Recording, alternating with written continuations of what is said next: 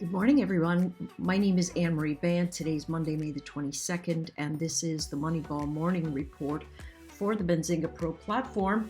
We had ourselves a dip for the current month in May, and we are really coming out of that edge. If we look at the monthly chart, we've got about 14 out of the last 16 or 17 months where we've either held beneath this line or at least begun below this line. And so a lot of big money managers are starting to watch this formation.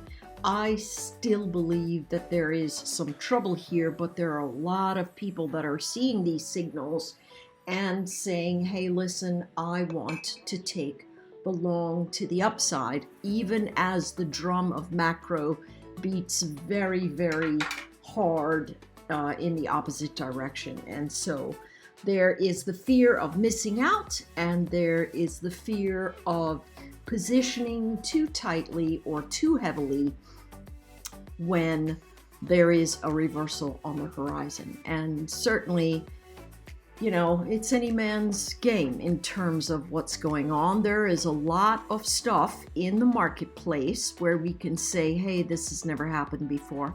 And when you have a lot of things that say this has never happened before, then it's probably okay to say it's different this time. But let's take a look at individual price action. Here we are above the close of Friday's close, and that means there is bullish pressure to the top. If I were to say, hey, this is a little bit of a natural market, I'm still looking for it to do something like this from the motion. They are talking about debt deals being done. Listen, the debt ceiling is going to get done, but them coming out and saying it's done or saying they're coming together, that's going to whipsaw back and forth, because both parties want to be seen as being responsible and beholden to their customer base. And I will say customer because that's how they think of us, because we keep them in office. So that being said, what do we want to look at? We began the day dipping at the 41.91 area. My thought is that 41.87 is the low for the motion if we do not have any more downward action. What would I like to see? I would love to see a pullback into the 41.50 area, have it chop around, get rid of all the excess, and then make the move either up or down. That would be my gut, and it would form right into this balance of here's what normally happens: up for a few days, come back, we get a significant retracement, up for a few days, comes back, makes a significant retracement, up for a few days, comes back, makes a significant retracement. The only difference is all of this sideways pressure that was sitting here. I still believe this upward motion is being fueled by short sellers that are covering to get out, and that is why we don't have the market breadth that we have. Right? There are not a lot of participating stocks sitting in this upward formation. All right, that being said, here's what we look at. The breach over 42.16, gonna find more buyers.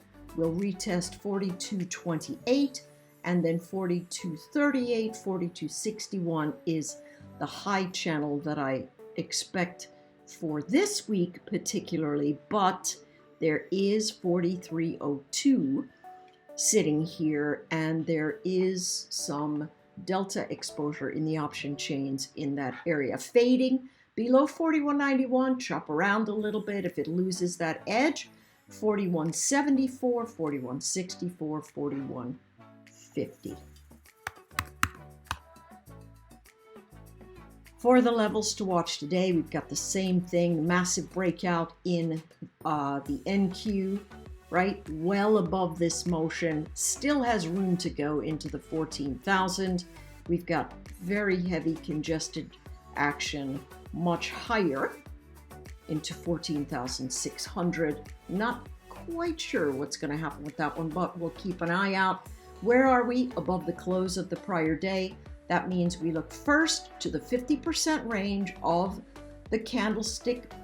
Sometimes it's the body, sometimes it's the wick. Take the range. So it looks to me like we're coming in right about the total range, 13,800, giving us a little bit of resistance. We break through that. We're going to head to 13,914, and then the high at 13,960 or so, and then the 14,000 area. What happens on the bottom? If we lose 13,800, it means the sellers are going to try and push down into that zone. And if they push and cannot recapture the level, we go down to 13,740 and then 13,640. All right, let's take a look at the SPY. Not going to look at the heavens. All right, so same thing with the SPY. Looks really healthy up here in terms of its breakout. Look at the gap fill. There's still a bit of a volume, a low volume node sitting around this area. My thought is if we hold above the close of the prior day, 418, we will move into 419.70. That's going to take us up into that area. Maybe they'll try to push for 420, 421.97, and then, 424 to 428. Right? We will see a lot of thin action here, and I do expect reversal because a lot of these broad indices are being used to hedge positions. And so they'll go short the SPY or short SPY calls or long SPY puts, and they will position themselves against downward flow in the market so that their real holdings will have some pressure event to keep them safe. All right, let's go to the Qs. Let's take a look at the numbers here. Also looks the same as the NQ. This one not as strong. 38 certainly, 38, 33, 38, 339 looking like the top of the range. We've got a lot of Fed speakers today, and we've got some bond auctions that we need to look at, see what's going on there. Below the close of Friday, that's both the close of the week and the day, the chart is going to start to find sellers trying to push prices down. The pervasive bid does certainly hold, but the traders need to pay attention to this overall motion. What is this rate? Let's remove it. All right, sitting in the space. Are we breaking up and out over a trend that's making a lot of people say, yes, this is a bull market? Sure, but the best trades for swing longs in this kind of market is to wait for the fade and not buy the top. The top's going to open up too much too much risk. Okay, so what happened below the low of Friday, 335? We've got this midline event of Thursday's candlestick formation at 334 and then 331. My thought again is look at the base patterns. If the pattern holds, we have another big pullback. If the pattern doesn't hold, we'll hold the higher lows and begin to trend upward again. It's not, hey, can you tell what it's going to do down here? It's what is it doing now?